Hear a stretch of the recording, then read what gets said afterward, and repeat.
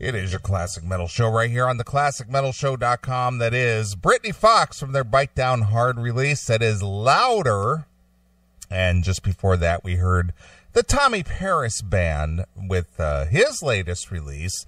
And that one was just called Down, Down. And we want to thank Tommy Paris for taking a few minutes out of his busy mountain hiking schedule. Yeah. To talk to us slowly DJ guys. You think he was hiking, or do you think he was getting high somewhere? Do I think what? You think he was hiking or out getting high somewhere? He was probably getting high somewhere. No, I don't know. I have no idea. Sounded a little stoned. Yeah, he just, he was getting himself prepped to, make his debut on the biggest show on the planet. Yeah, that's us, all right. Yeah, that's us. The most notorious show on the radio. Mm-hmm. Yeah. So, anyway. Whatever. Yeah, whatever. Tommy. Good dude, though. I like that guy. I like him, too. And I like the fact that 2003 stuff never went anywhere, because now we can use it and not get fucked by these dick fucks at ASCAP. Sure. Put it on the pile. Put it in the old pile. Now, speaking of that, we've only got one more week where we can play licensed music here on the Classic Metal Show. Right. And then we'll do a big old send-off for our good friends over there at Uncontrolled Noise, as sad as that is. Bye. Is that too big? Is that too much? No, I just kind of feel bad for Corey, because I know how it is as a fan to do something like what he's done with Uncontrolled Noise and say, man, I got to just put this to bed. Yeah. Well, I mean, look, I do a lot of things with Corey. I've done a lot of web work and a lot of stuff that we've never even talked about on the show. I've done web work for Corey for years, different things with even with the Uncontrolled website, and a lot of different things. And Corey and I and Hairball John actually are probably going to be involved in a new project here shortly. Okay. Is Hairball still doing his show? I have not seen that going anywhere, but it would have been on Uncontrolled Noise, so even if he is, he's not. Okay. So, it was going for a little while. I was enjoying it, actually, but it just sort of went away. So, I don't know, but Corey actually during the show tonight asked me about doing another project with him. And I like the sound of it. We're going to have to talk about it, obviously, to see exactly what he needs. But I'm still going to keep working with Corey on stuff. And, he's a good dude. And unfortunately, the way of the fucking laws is that, guys like him get fucked. That's really what it is. True. Corey gets fucking bent over and takes a fucking ramming with a dildo lined with razor blades. Just ass raped. But that's the way it works, so that's why we're doing our thing the way we're going to do it now. Right. Just fucking not give a fuck about the music as much. Sure. All right. Well, we'll see what happens, but next week is the last week we'll be able to do that on a commercial level. Yeah, but I mean I've been sending you music every day. Yeah, I know. We got plenty of stuff to play. Don't get us wrong. It's just, as far as the original studio recordings, we will not be allowed to be doing that. Yeah. But you didn't happen to listen to the Testament show that I sent you over? No, not yet. I was out running around. That's right. I do have it though. That's fucking seriously good. Oh, good. That's about as good as it gets from Testament, and the audio. And that's the one thing I've been really trying to be picky. And if the audio is not mint, I just pass on it. I don't want anything that sounds like it was recorded at a Quiet Riot session. Sure. I want stuff that sounds professional. So that's kind of the goal that I've been using, put headphones on and listen to it a little bit and see what we got. But, yeah, it's going to suck a little bit. The thing that's weird is, like, tomorrow I'm interviewing Mark Tornillo in the morning. Okay. And I don't know how to do it now. You know, and this is going to sound stupid, but, you know, we've done so many interviews for so many years. It's always been the same. It's always been, all right, that's Accept, and that's brand new from the Rise of Chaos, and that one's called Kool-Aid. And on the phone right now, it's a guy who's drinking the Kool-Aid. It's Mark Tornillo. It's just habit. Mm-hmm. And now it's like, well, we're not going to play a song in front of it.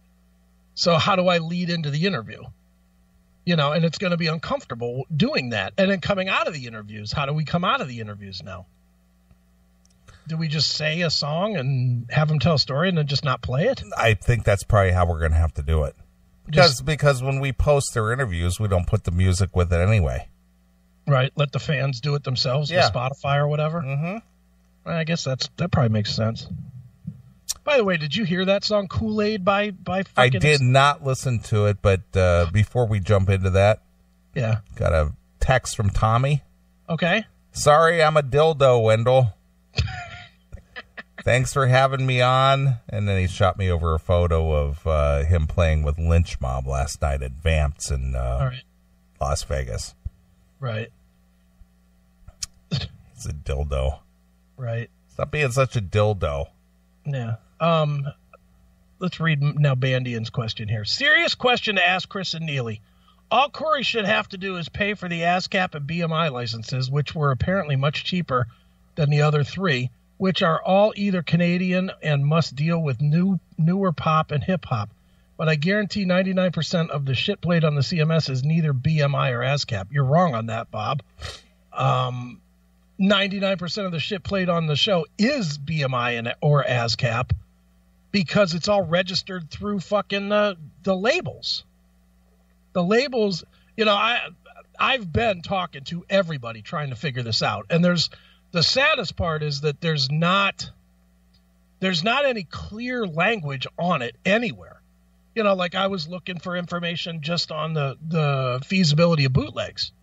You know, of how can we play them, can we not, how many? Because remember at one point there was also something about you can only play so many songs in a row. And yeah, you can only play so many songs in a row, and you can't play so many songs from a certain artist and within an hour and all this other kind of stuff. Yeah, so, you know, we have to kind of balance everything these days. And you know, and Demon has another one that I've heard a million times already about the YouTube videos, that people are posting YouTube videos and why can't we do that? Well, here's the simple answer to that. Technically, we could do that, but if we get caught, then we get fucked.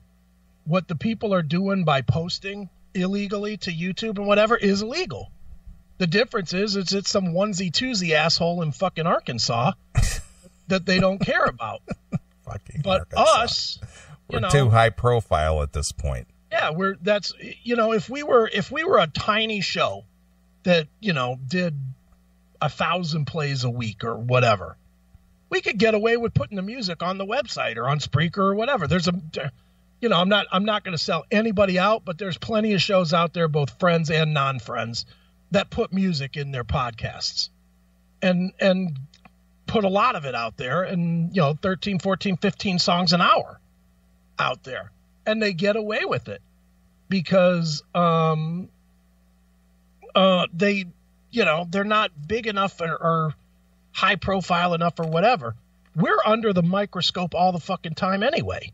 You know, how many, I mean, I don't know if you've ever logged into the YouTube back end where you see all the violations and shit that we get. I don't have that information. Oh, dude, we get hammered 5 times a week, at least 5 times per week on violations of YouTube. And it all starts with this line that says, don't worry, your account is fine, but, and then it goes into content violations. And most of it is ASCAP BMI shit. You know, where you can't monetize or whatever, but every, you know, and it's the littlest things. Remember the segment that we did where we were playing clips of songs? Yes. Like the Journey stuff. Yeah. During the Journey segment. Yeah. We got flagged for that. Of course. and we didn't play 30 seconds of any song. We just played a little tiny piece of it and whatever, and that was it. And, 30 seconds here, 30 seconds there. Well, we got flagged. And what that meant was that technically we violated the license. So then we have the option of contesting. But the point is, how much time are we going to spend contesting this shit? Yeah. Every single, and now with this, with the no ASCAP or BMI protection, no blanket license protection, are we really going to do that? No, I'm not. I'm not willing to pay a $700,000 fine. Yeah, not for some fucking song. Yeah. Fuck you. Yeah, fuck you. Hail and kill, caller. You're on the air. Hail and kill. This is a subject very close to my heart. It's boys. close to your heart. Does this affect you, Tim, over in Australia? Well, I want to know. I want to know. Look, I'm a small artist. I'm not even a pimple on the arse of rock and roll. But I want to know if this is from the publishing companies that are working on behalf of the artists, or in part of the artists themselves, or I mean, there's got to be a way to work this out somehow, because everybody knows the industry's changed. If you spend 5 minutes in the industry, we know that. So, what I don't understand is why, if like you, Neely, I can have my little recording set up at home, and have I mean little, not because the gear's not quality, but because it's a little setup, and I'm using MIDI drums and whatever else. Well, thanks for qualifying that, but go ahead. No, but what I'm saying is, why? Well, what are you saying, Tim? Spit it out. Goddamn, you've been on here 5 minutes and you haven't made a point yet. Get with it. Why can't artists record their stuff very, very cheaply and then put it out? And I mean, if I can record stuff cheaply, why can't anybody else? Well, they can, Tim. It's not a matter of the amount of money that they spent in recording. It's if they licensed it to a record label who licenses it to ASCAP, BMI, etc. That's where it's not the amount of money it took to record anything. It's who has the rights to the recording, and if it's been licensed to a recording collection agency. Think of it this way, Tim. Hold on, Tim. Think of it this way. I'm going to try and make this easy. I'll give you practicality versus law. Neely gave you law. I'm going to give you practicality. Stephen Pearcy just put out his record Smash. And he put it out through, what he put out through? Frontiers, Neely? Yeah, he released it as a solo or independent release, but he signed it over to Frontiers because when he was on the show back in March, he said, I don't want to have to sit here and babysit my record, is what he said. Now, I asked him specifically, I said, well, you recorded the record, you produced it, you paid for the recording. What does Frontiers do for you? And he just basically said that they do distribution, and he doesn't have to babysit his record to find, for people to buy it, collect the money, whatever it is. So he probably signed a P&D deal. Hold on, Tim. Here's exactly how this works. Instead of him putting it out himself and him having to sell it, whether he has to hire somebody to mail it out or maintain his website or all that other shit, he got a check for handing the record in. He gets a piece of everything that they sell. And he has these other elements that are out there to either collect money if people use his thing for profit, that would be ASCAP or BMI, or can collect money if any of it is picked up by a movie. So all Steven had to do was turn in the masters, and he gets guaranteed money versus potentially making a little more money, but not having any protections on his property at all and not having any guarantees of money. So for him, it makes sense. Makes sense to grab the quick check. You can't do that. You can't. You can record 10 songs and outside of some fucking handicap fucking place, nobody's going to fucking reach out and hand you a check.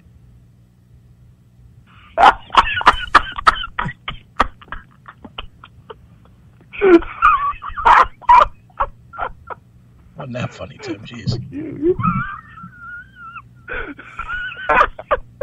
Maybe it was. Yeah, I get it. I get it. I don't. It's just. But what about all this fair use stuff? They're trying to bring this fair use stuff into Australian law now. Well, fair use is only if you comment or embellish what's already out there. It doesn't mean you can just play it and go, that's fair use. No, you use it in the... you have to create your own content with the use of a small portion of theirs. So as an example, when we did the Journey segment where we were playing little clips about Journey and talking about those clips or whatever, we created a new piece of content. So using the Journey stuff in small pieces was considered fair use.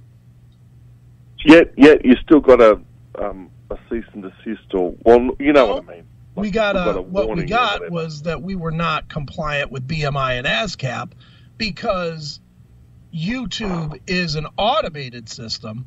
We had the and Neely, I'm sure you remember this. When we first got on YouTube, I used to argue every violation that we got. I did that for years. For years, every time we got a violation, I would log in and I would file that it was a fair use thing. And we had to do that because of the cease and desist that we got from when Talking Metal filed a claim against us and got our iTunes taken down. Back in the war days, we had our iTunes taken offline by Talking Metal, and I had to. Did lawyer Fred actually have to get involved in that? Well, he kind of threw us some advice, but he didn't actually get involved per se. But he helped guide us. Yeah, through that. Exactly. I mean, we had to actually kind of get legal for that one, but that's the case. Yep. We had to fight to prove fair use. Right. So, do you think there ever will be a solution to this? And do you guys know, or do you have thoughts on what the solution is? Well, Tim, as long as there's money involved, and we've made this point many, many times on the show, wherever there's money involved, the only solution is money. That's it. Nobody's going to do this out of the kindness of their heart or, hey, it's no big deal. When you start reaching into somebody's pocketbook, then shit gets real, as the kids say these days. Yeah. Well, I mean, how much... Okay, I'll leave it on this. How much do you actually think people, artists or publishers or... And I know this is probably a random question, but how much do you think they're actually losing from shows like yours? I mean, surely shows like yours playing... I bought the entire Dokken catalogue because of this show. Mm-hmm. Surely podcasts and people like that sell records. I mean, it just makes sense. Well, see, Tim, it isn't about this show specifically. It's about setting a precedent. So if we get away with it, everybody else gets away with it, and that adds up over time. So that's what it really boils down to. It's not because the Classic Metal Show played a song and they got away with it. That really doesn't have anything to do with it. It's if a precedent is set that other podcasts or shows or whatever, all this music is released online for free per se, then it all adds up over time. So they have to stop the one that's doing it so others don't do it as well. You get it? You get what I'm saying? Yeah, I get it, but somehow I think the old system's got to change, and there's got to be Dude, it's just not going to happen. These guys are always going to put money ahead of hobbyists, and that's what they consider a guy like Corey, a hobbyist. Now, admittedly, he puts in more time than a hobbyist should on his station, but they consider him to be a hobbyist, and they're not going to cut him any slack. They don't give a fuck about him. In their mind, this guy, see, in their mind, they don't value a Dokken and LA Guns, pick a band from 30 fucking years ago. They don't value any of that. They value whatever will sell in big numbers right now. But they can't just envelope only that. They can't just say, well, we're going to protect Jay-Z and Adele, and because they don't know what the next big thing is. So they just blanket it. And, for better or for worse, all these records that were released 30, 40 years ago, 50 years ago, they signed contracts with these record companies that forever locks them into this fucking ASCAP and BMI bullshit. Yeah, Don's favorite word, in perpetuity. That's correct. It's forever and a day. Yeah. Yep. All right. Well, hail and kill. I'll talk to you guys later. You pal. I guess the kid must be in the room. I'll talk to you guys later. Tim, don't go the way of Chester Bennington. You sounded a little depressed after that call. It's gonna be okay. People call us for the rock authority, man. Like we know the law. Yeah, because we're like the authority on this shit. Believe me, we're as confused as anybody right now. All we know right now is that we can for sure play unsigned bands. That much we know for a fact, and we know that true bootlegs are not ASCAP or BMI protected. No, because they're not registered. Right. We know that. So that's what we have to work with. I've had a million recommendations. Yeah, fucking Sheldon of all people. You know what he told me to do? Because both of his records are BMI. Mm-hmm. He told me, he said, just change the names of the songs. I was like, what? He's like, yeah, just, it all runs through a computer, so just change the names of the songs so the metadata is different. And they won't know what that is. And I was like, come on, dude. And maybe he's right, maybe he's not right. But if he's not right, then what? Then we get fucked by playing his music? Sure. No, can't do it. No. We cannot fucking do it. Let's circumvent the system, man. Yeah.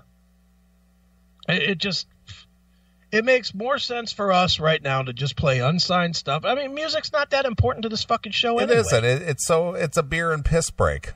Yeah, it is. So, for us, we're going to give you some semblance of music that we both think is at least quality sounding and let you decide if you like it or not and discover new stuff. And, and we're going to continue to take our beer and piss breaks and then come back and talk shit about these bands. Yeah, it's 6 minutes. Oh, so if you, and most of you take a beer and piss break yourself. It's like, I got to go to the fridge. I got to go take a leak. Yeah. Oh, are Neely and Chris back? Holy shit. Did I miss anything? Yeah. Did their wisdom escape me because they said something so witty and funny I missed out? Now I'm going to have to catch it on the podcast. God damn it. Exactly. I missed it. Look at John Bate in the chat room. Create a contract. No. We're not going to do that.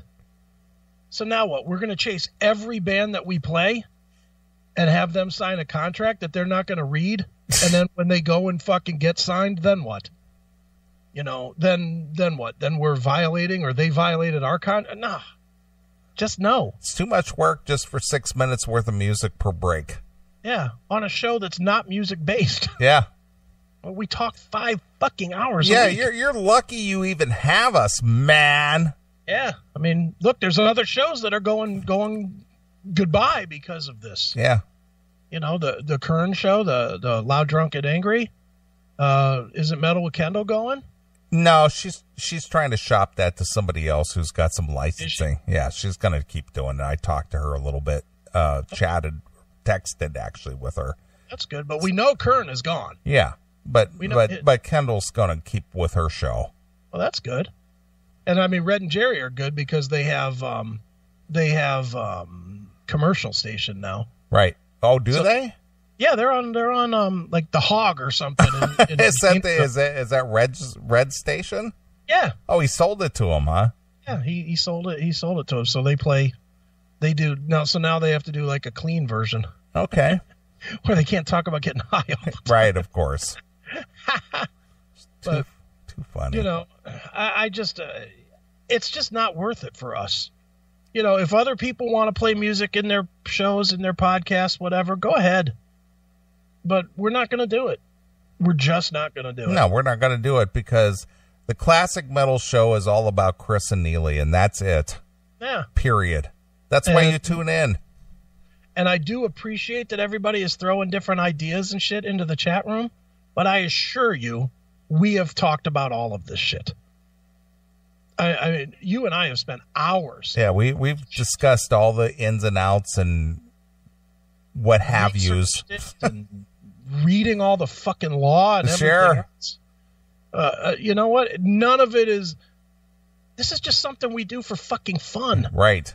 It's not something that, you know, it's believe it or not, the T-shirts aren't fucking bankrolling our fucking mortgages. Not at all. You know? I take a loss on that shit every month. Trust me. You know, there's no fucking money being made. We're just doing it because we like to do it. And believe me, a big part of it is not, well, we can play cool music. Neither one of us wants to be a record spinner. No. So that's that. All right.